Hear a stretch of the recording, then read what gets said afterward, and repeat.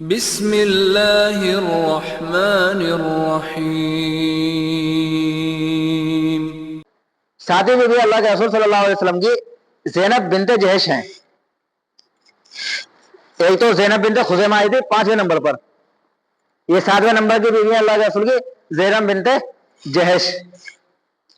جو زینب بنت خزیمہ کا تذکرہ آیا تھا ان کے شوہر کا نام تھا عبداللہ بن جہش، تو انہی کی بہن جو ہے یہ زینب بنت جہش ہیں۔ یہ اللہ کے رسول صلی اللہ علیہ وسلم کی جو ہے 7ویں بیوی ہیں۔ ان کا خاندانی بیک گراؤنڈ ادھر سے ہے، انہیں بتلایا زینب بنت جہش بن ربابہ بن یامر بن حبیر بن مرہ بن کبیر بن سہم بن دوران بن سعد بن خزیمہ۔ یہاں سے جو ہے اللہ کے رسول صلی اللہ علیہ وسلم کا نسب ان سے ملے گا، تو قریش میں سے نہیں ہے۔ اگر فہر سے نیچے ہوتی تو قریش ہوتی، یہ فہر کا لقب جو ہے قریش ہے، لیکن یہ فہر سے بھی اوپر مالک بن نضر بن کنانہ بن خزیمہ، تو خزیمہ کی اولاد میں سے ہیں زینب بنت جہش۔ تو ان کے جو والد کی طرف سے جو نسب ہے وہ خزیمہ پہ جا کے ملتا ہے، یعنی ہم نے یہ بتلایا تھا اس سے خزیمہ بن مدرکہ بن الیاس بن مضر، اس کے بعد آگے جا کے جو ہے عدنانی نام کے مشہور آدمی گزرے ہیں، تو ان کو عدنانی عرب کہا جاتا ہے۔ یہ قریش ہو گئے تو وہ عدنانی ہو گئے، تو یہ عدنانی عرب کے اندر سے عدنانی کے اندر عدنانی ہے۔ یہ زینب بنت جہش قریش نہیں ہے، زینب بنت جہش جو ہے قریش خاندان میں سے نہیں ہے بلکہ جو ہے عدنانی خاندان میں سے ہے۔ لیکن ان کا ماں کی طرف سے جو نسب ہے زینب بنت جہش رضی اللہ عنہ کا، وہ اللہ کے رسول سے ملتا ہے، وہ بنو ہاشم کے اندر ہیں۔ جتنی بھی بیویاں ہیں وہ ہاشم خاندان میں سے، اللہ کے رسول کی کوئی بیوی نہیں ہے، دوسرے خاندانوں سے ہیں۔ لیکن زینب بنت جہش جو ہے ان کا جو ہے ننیحال، ان کی ماں کی طرف سے جو نسب ملتا ہے وہ ہاشم کے اندر سے ملتا ہے، کیونکہ زینب بنت جہش رضی اللہ عنہ کی جو والدہ تھی امیمہ، وہ اللہ کے رسول کی پھوپھی تھی، یعنی اللہ کے رسول کے والد عبداللہ، تو عبداللہ کی بہن تھی امیمہ جن سے نکاح ہوا جہش کا۔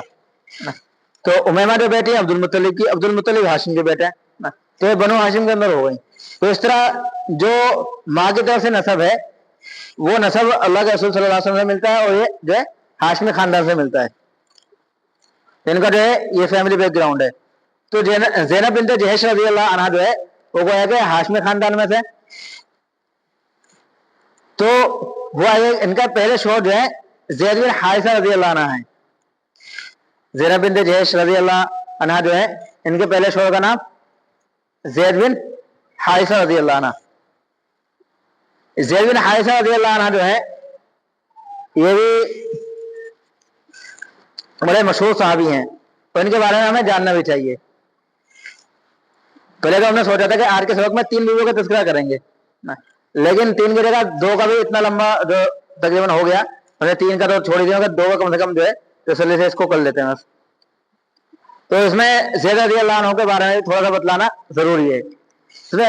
زید رضی اللہ عنہ جو ہے یہ بچپنے کے اندر اپنی والدہ کے ساتھ سفر کر رہے تھے، فضائل اعمال کے اندر لکھا ہے واقعہ بھی شیخ صاحب نے۔ تو کچھ ڈاکوؤں نے زید رضی اللہ عنہ کو اور پورے قافلے کو لوٹ لیا۔ لوٹنے کے بعد جو بچے تھے انہوں غلام بنا لیا۔ غلام بنانے کے بعد زید رضی اللہ عنہ کو مکہ کے اندر لا کر بیچ دیا۔ مکہ کے اندر بیچا تو حضرت خدیجہ رضی اللہ عنہ نے ان کو خرید لیا، زید رضی اللہ عنہ کو۔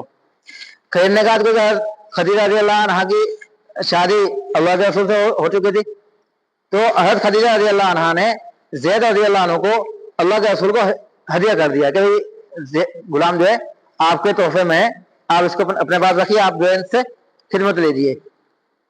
تو زید رضی اللہ عنہ اللہ کے رسول کے پاس رہنے لگے۔ میں نے پہلے بتلایا تھا جب حضرت خدیجہ رضی اللہ عنہ نے غلام کو بھیجا حضرت اللہ کے رسول کے ساتھ شام کے سفر میں، تو میسرہ نے کہا تھا کہ اللہ کے رسول غلام کے ساتھ بھی ایسا برتاؤ کرتے جیسے ایک بھائی کے ساتھ۔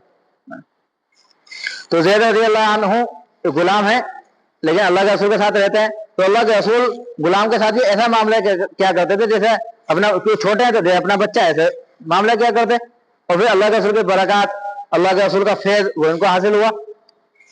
تو زید رضی اللہ عنہ جو ہے عرصے دراز تک اللہ کے رسول کے پاس رہتے رہے غلامی کے اندر۔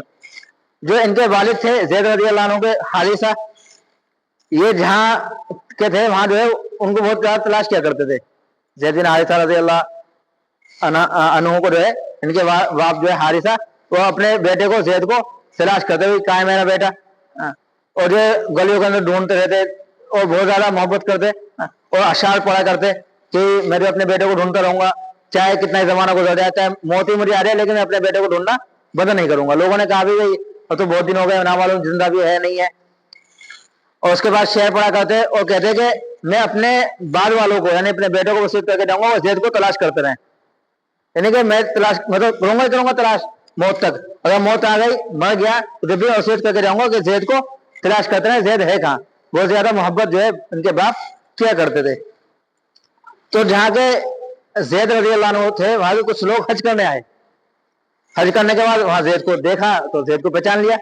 फिर पूछा लोगों ने भाई जैद ही कहाँ रहते हैं, लोगों ने बताया कि मोहम्मद के गुलाम है जो मोहम्मद वहां रहते हैं।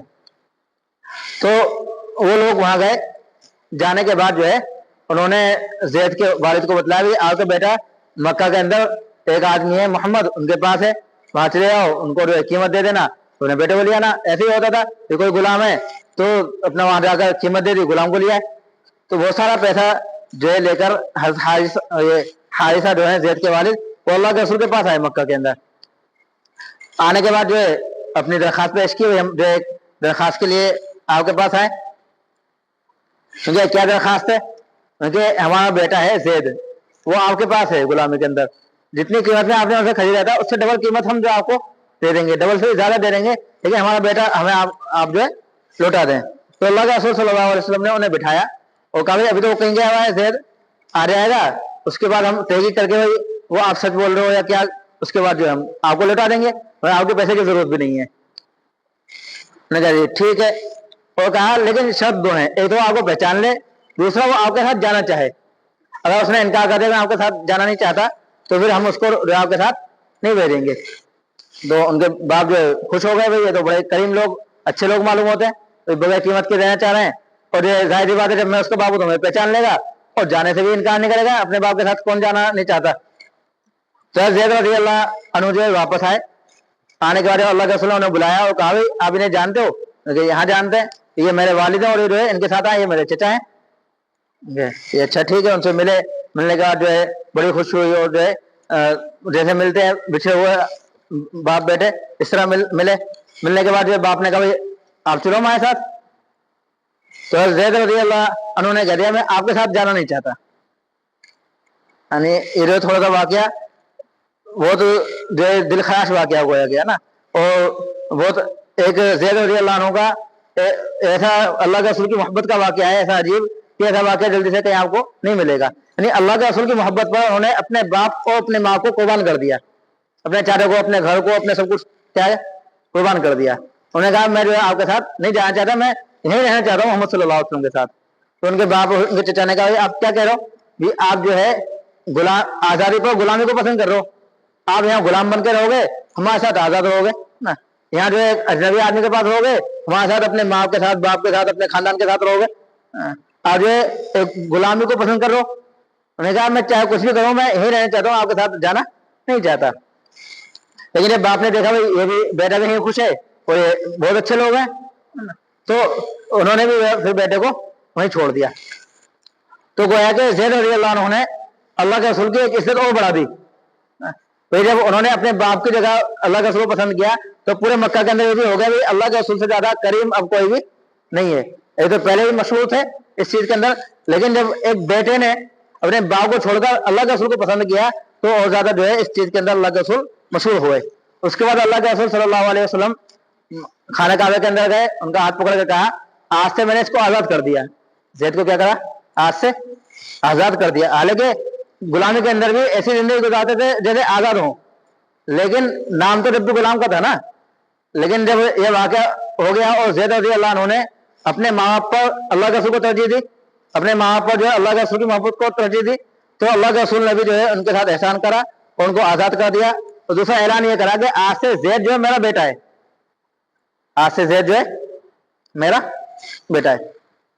बाद लोग कहते हैं कि गोद लेना ही बच्चे को जो है जायज नहीं है, ऐसे ही बहुत सारे लोग हैं, लेकिन अल्लाह के रसूल ने खुद गोद लिया है। ज़ैद को गोद ले रहे हैं ना, यूं कह रहे हैं मेरा बेटा है, तो अल्लाह के रसूल ने क्या कर लिया, इन्हें गोद ले लिया।